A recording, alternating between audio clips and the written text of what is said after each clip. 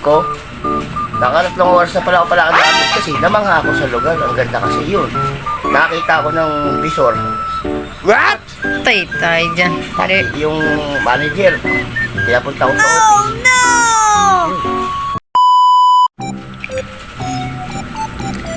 Paring Manuel wala yata yung trabaho. Paring Manuel! Boss. Wala ka bang pasok? Wala eh. Yung pasok eh, pinauwi ako. Bakit? Siyempre, di ba, umulan?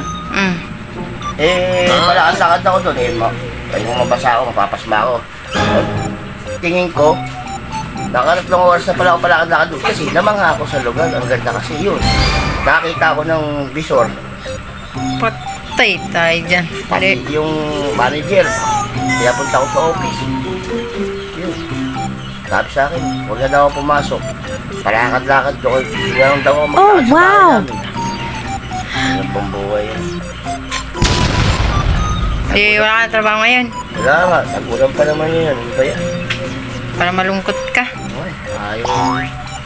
Nais mo ka.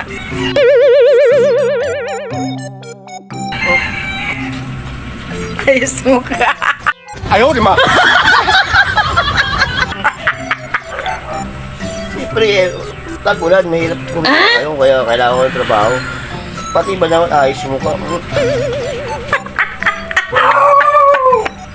Pasaya mo ako mo. Kahit ano kailangan ko talaga trabaho kasi wala mo gagawa.